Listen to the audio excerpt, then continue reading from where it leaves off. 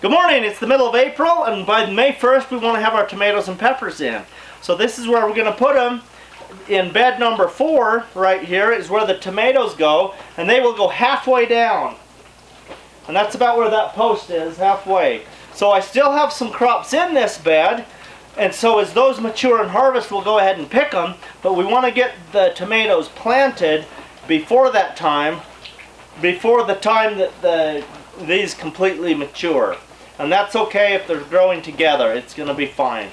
So that's our project today. We're just going to go ahead and start planting the tomatoes.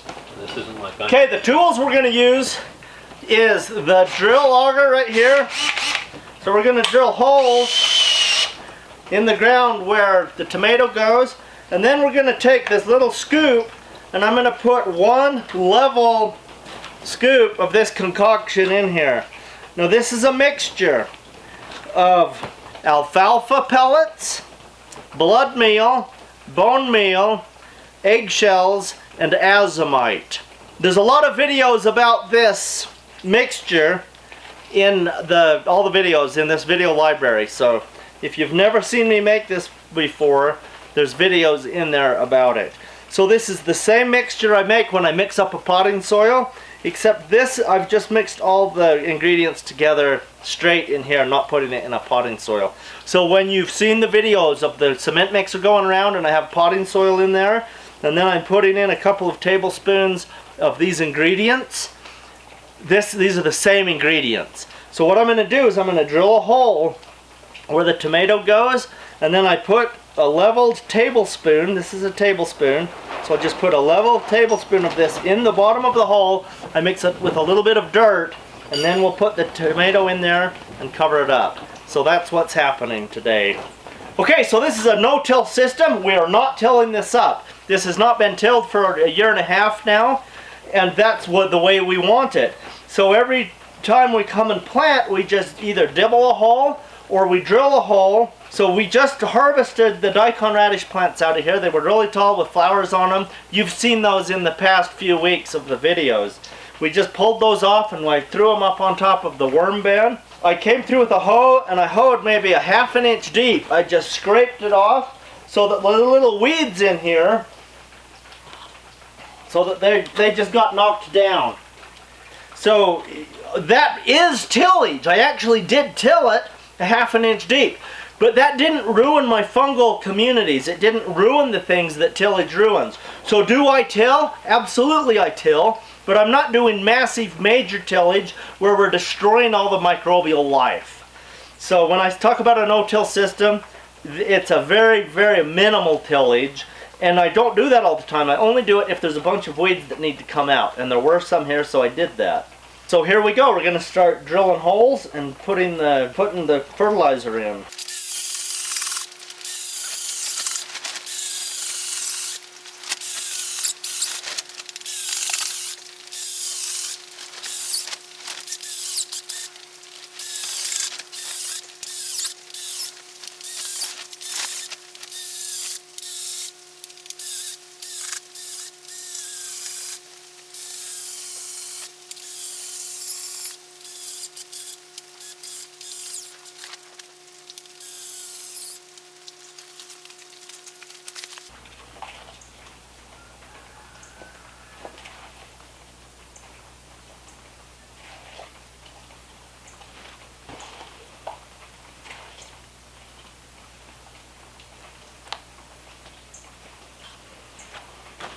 Okay, let's talk about this for a minute. If I had a functioning soil, I would not have to be putting this fertilizer in the ground here.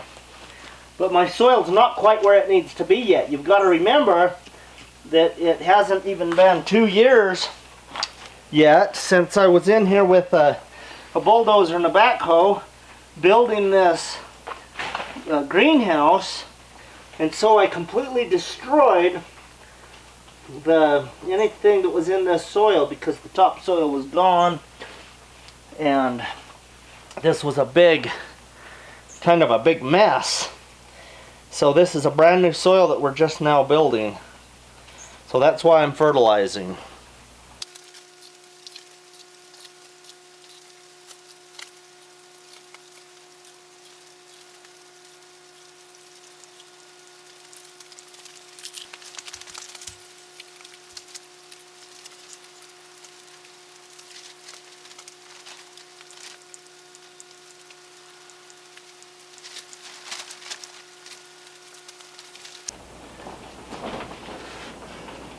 Okay, I'm ready to plant these, and I'm excited about it because these plants have done really well.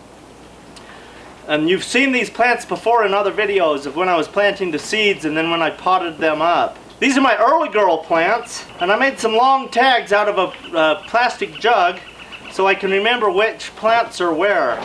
So I want to show you how to plant these, because the way I plant tomatoes is the right way to do it. Now there's probably 20 ways to do it that is fine and you can grow good tomatoes, but I have a particular way that I really love. So I'm going to put this tag in the ground, and then we'll go from there.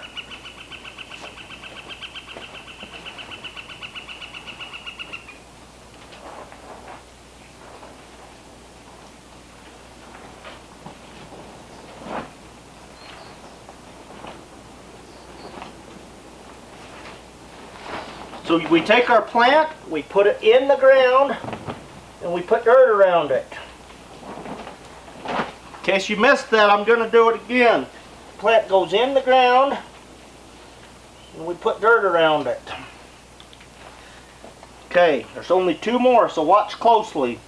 The plant goes in the ground, we put dirt around it. Now the dirt is going to come up to right here. So there's extra soil on this stem. So I'm going to have the soil come up to right here, to the bottom of these leaves. Some people like to pick off the cotyledons. I don't worry about it. I just put them in the ground like that. I used to worry about it, but I don't anymore, because when you're planting thousands of tomato plants out in the field, you don't have time for that. And it taught me that some of the little details that the gardening books talk about just take more work. Now as soon as this is planted, we want to water it. So I'm just going to water it, and I'm watering it right around that stem where I put the dirt around it. And I fill that hole up, but I don't fill it up so much that the water pours out. It's staying in there. And that's it. So that's how I do that.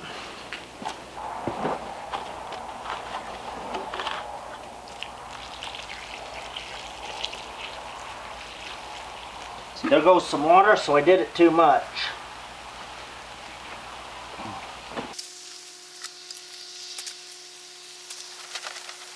So each of these gets about 3 cups of water right at planting time. Okay, now I'm going to go get my next variety.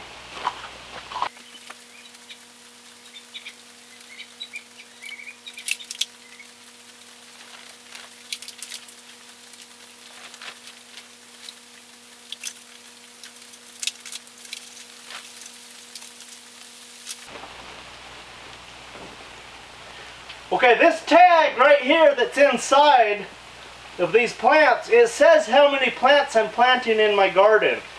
So I have about 20 plants of this variety, and this is the gigantic Russian 3-pound tomato. And this tag says 5 plants. So I'm putting 5 plants in my garden.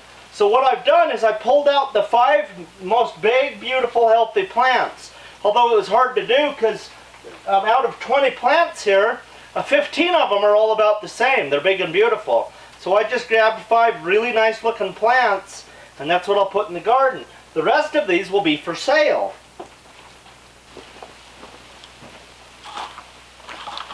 First thing I do so I don't get mixed up is I put in the plant tag.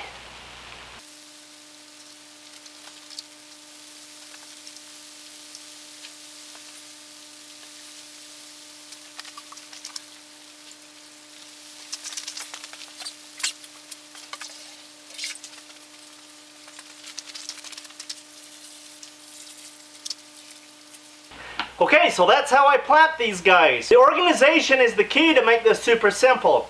In the wintertime, I decide what varieties I want to plant, depending on what did good last year and the last 5 years.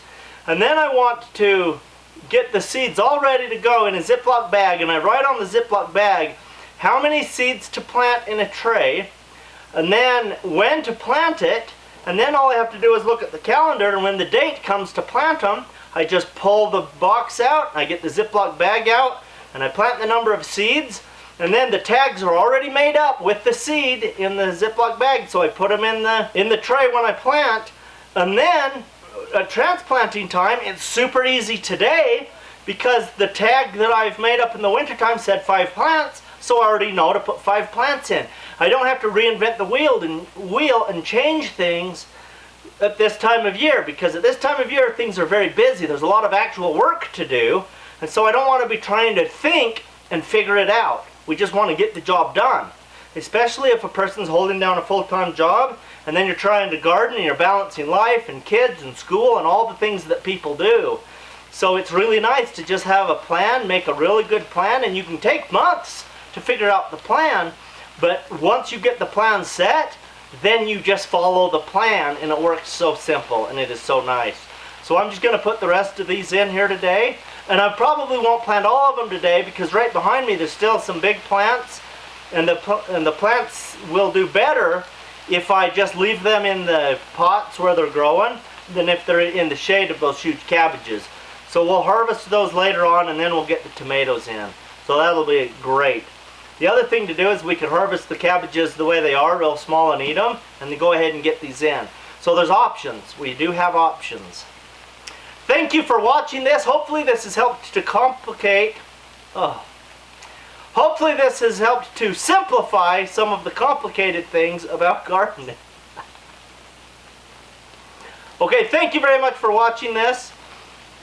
Hopefully you can have the very best garden of your life this year. And I hope that the world food prices that are going skyrocketing are not going to affect you and your family, because you're going to be growing a lot of your own food.